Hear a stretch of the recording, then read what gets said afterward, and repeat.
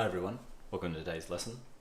We're going to be finishing off this this Waterhouse copy that we've been working on for the past, I think this is the sixth session maybe that we worked on it. And we're going to be just finalising the background elements, so some of the prop elements and then a little bit in this this forest background and the water and some of the rocks and shrubs in the foreground. I'm going to stop it here just because this kind of piece you could keep working on kind of indefinitely, but I wanted to kind of show everything that I was doing so each step is demonstrated through the series of videos. But obviously if you wanted to kind of bring your piece to a much greater completion to this, you're certainly able to, but you just essentially keep refining the way that we've been refining, but beyond this point it's kind of just time. But hopefully so far everything has made sense. Today we're going to be mainly, we'll start with working a bit in this drapery in the foreground because that's kind of unfinished, and then probably primarily we'll then work on the backdrop up here, which is kind of fairly nicely blocked in. I think maybe more kind of the shoreline needs a bit more detail. Some of these trees could do with a bit more detail, a bit more clarity with the grass that's going on there. Not too much. I mean, the original doesn't have a great deal of detail there either. A little bit of work on the tree on the side there, and then the final thing we'll do is jump back down to the bottom and then just kind of develop some shadows and that sort of thing for the grass, and some bit more detail on the rocks to give them a bit more form. But not too much. A bit of it will be glazing as well. So let's get started with this. Essentially with this drapery, what's interesting about it is it's got a general form that matches the rest of the figure, so it's lighter on this kind of lower right hand side as it slopes down over her lap. But it's got two different colours, so there's the gold and there's the blue. There's also kind of slightly more white colour in there, but we'll focus mainly on the gold and blue. So I'm thinking about, I've got these kind of already defined sections where I know the gold is going to be and where the blue is going to be. So working within those sections, I'm going to basically just model each of them and then swap to a different colour. I don't want to be swapping between the blue and yellow, or the gold and the blue, as I paint, because then I'll start to get greens. So that's something to bear in mind when you're working with two kind of colours next to one another. So let's get started with the gold, and let's just paint in our kind of lightest kind of white gold colour, what it's going to look like as a shape in here. So something like that, we could go about that bright with it, which would be nice.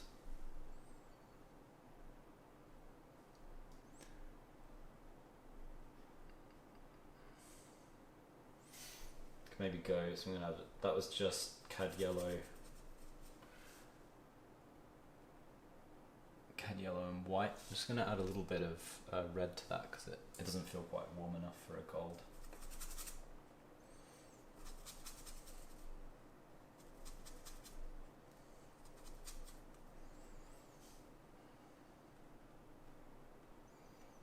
So then it starts to get a bit duller as it starts to turn. We've got similar sorts of colours just here. So they're not quite as bright as that central one. So here,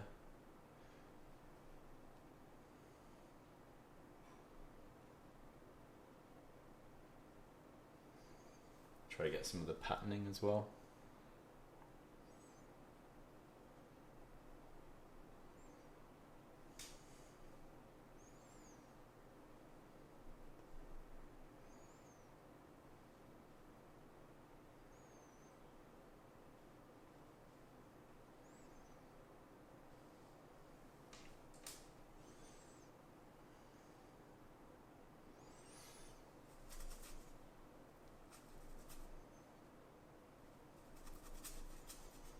As it starts to get darker, I've added in a little bit more burnt umber, so you can see it's kind of dulling a bit. So I'm trying to get it to feel like it's wrapping around that form. So it's starting to have a kind of nice glow, which is what I'm after.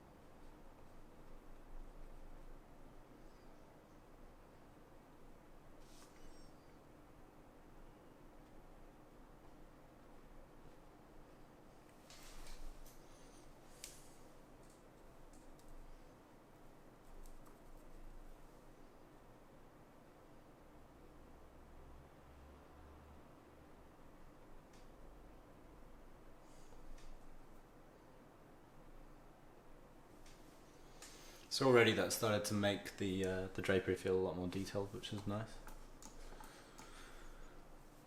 And then I'm going to drop down a bit.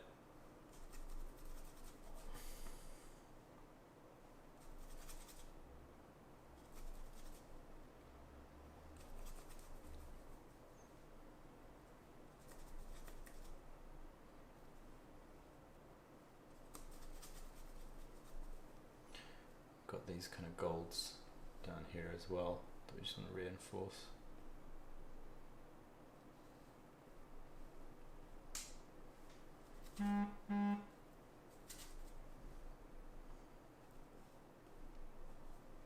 They're a lot duller, so I'm still kind of thinking about where it is on the figure and the drapery and how that would affect the colour of them. So we've got some other bits of kind of gold through here as well.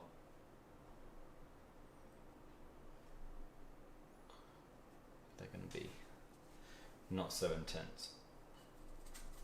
Only as we're moving just here towards the central bit, the light is catching, that's where it goes really bright. So all through those sections we want more intensity in our golds, and then dulling off as it starts to turn around the figure. So that's probably sufficient. As I say, we're going to be jumping around between a lot of different sections, so I don't want to spend too long on any single part. That works pretty well. So I can now start to do the same with my blues. I'm going to go to my Prussian blue and mix up a darker colour. So the darker colours again on this tend to occur near the back of the drapery, at this back edge. I'm trying to be careful not to touch the greens too much with my blues. Down here as well, I can start to find the specific shape of the drapery because it was kind of pretty loosely blocked in before. So that's quite dark there, through here.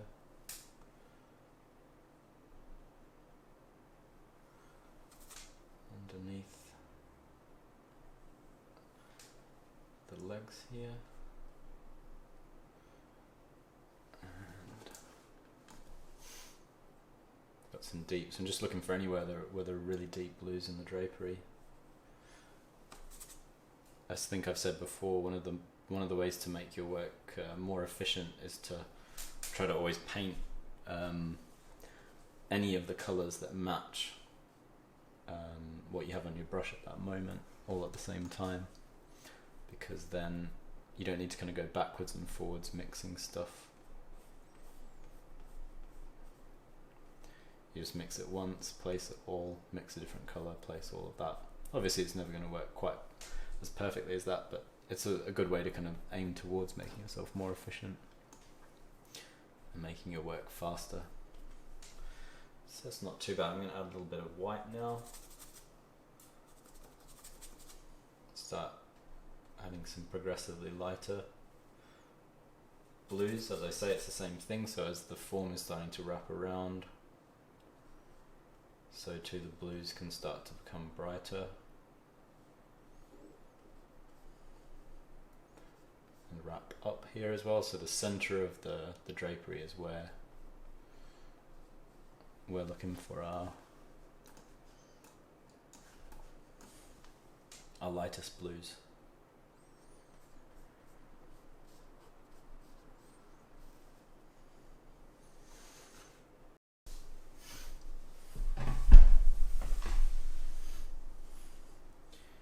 So we can develop the rock forms a bit just by creating highlights within them. Just going to get my reference back up.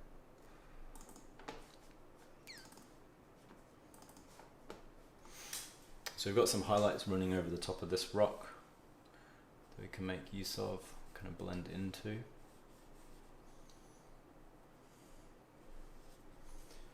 Then it kind of turns a bit more, quite a bit more orangey as well. Over that lip, so I might put some some of those colours in just to start to differentiate where the grass, kind of yellowish grass that we've got at the top there, stronger orangey colours showing through.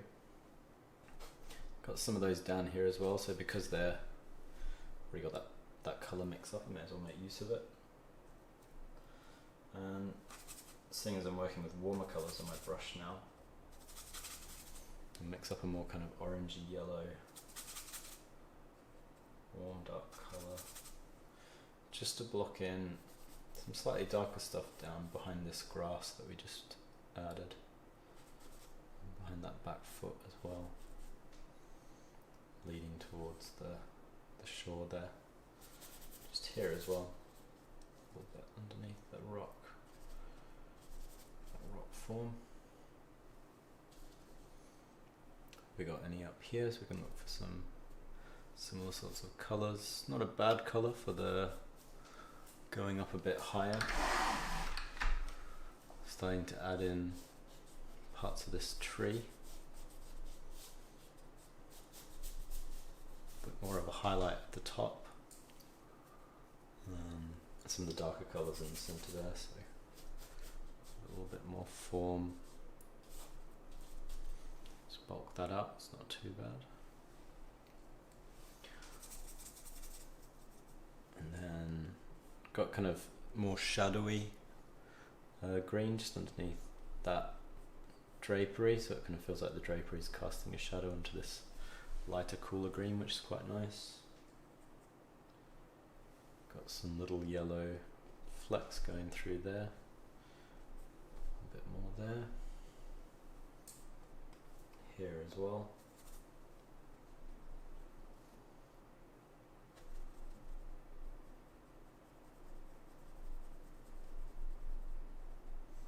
So we're making use of these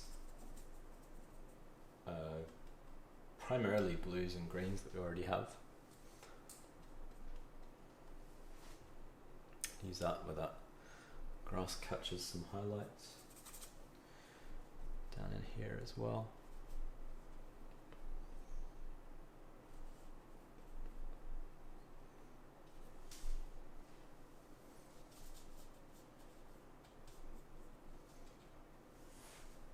So kind of getting there with a lot of these major foreground elements, so we can start to, in a second we're going to move into the background.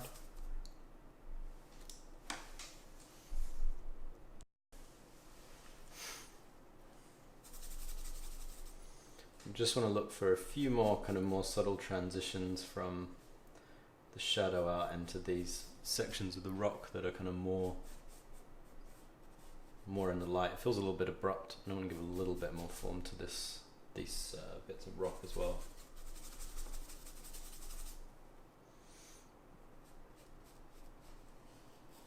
So thinking about their particular form, so it kind of this one's sort of wrapping down towards the water, likewise here, and a bit lighter up top.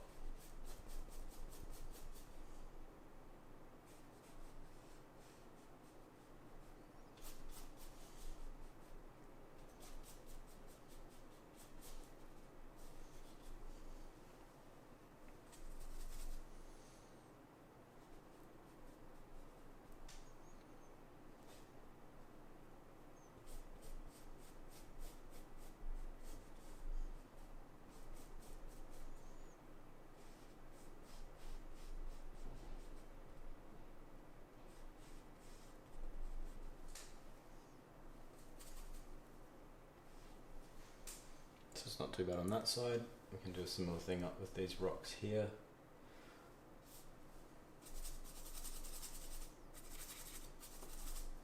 Just laying in some darker greys that we can then work our highlights over. Start to give it a bit more context.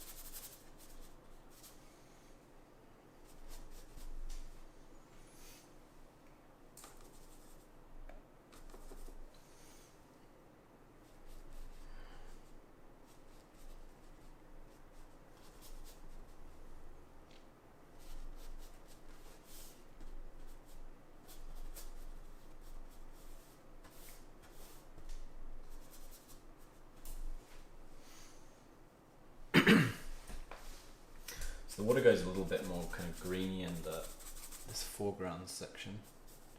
More kind of, so we can start to add some of the kind of waves that exist, or sense of them on both of these sides.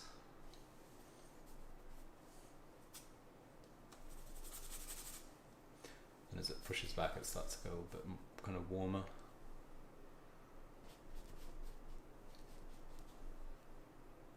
And it's a little bit darker up there as well. I'll drop down now. I'm fairly happy with most of those foreground elements. So we're going to spend the last few minutes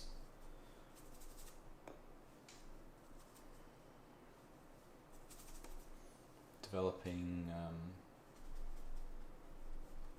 just the stuff in the far background or further back sections.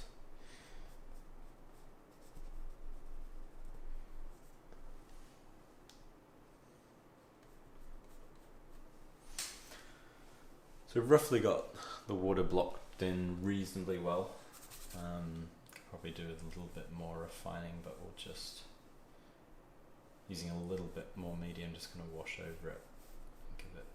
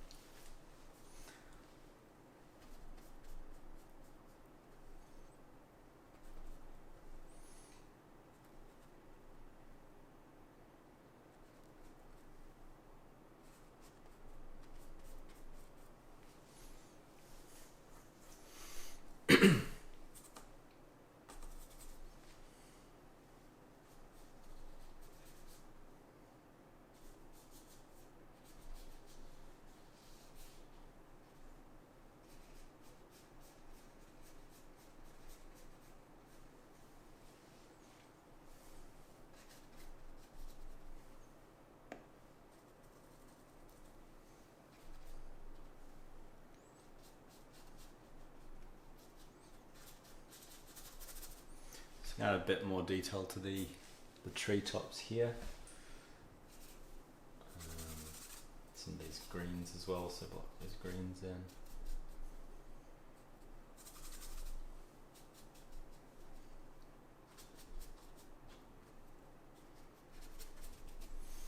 Some of the lighter greens. Kind of differentiation within the leaves.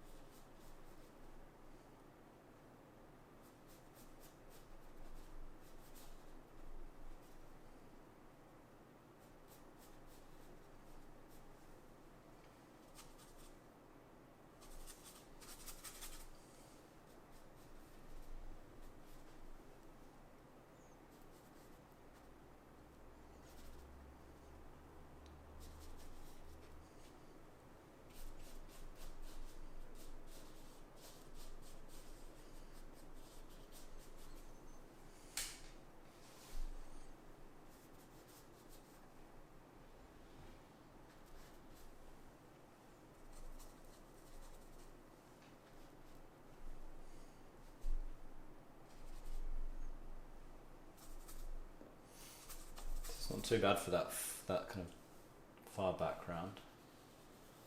So we only really have left this these trees in the near foreground.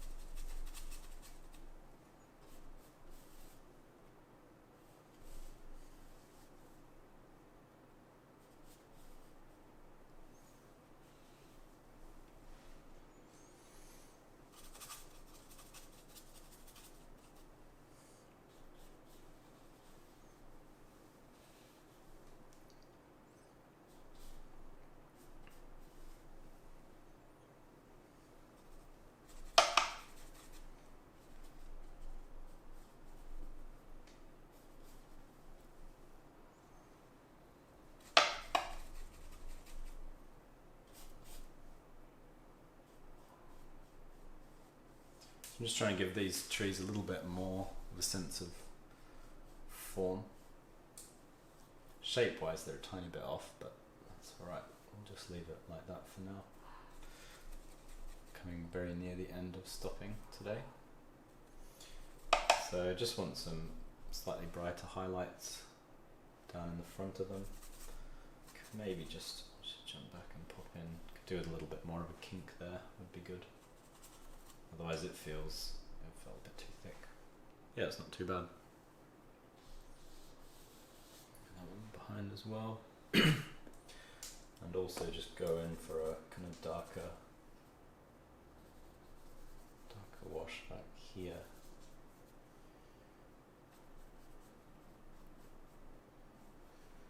And so the final thing I think I want to work on is just more detail in this this riverbank.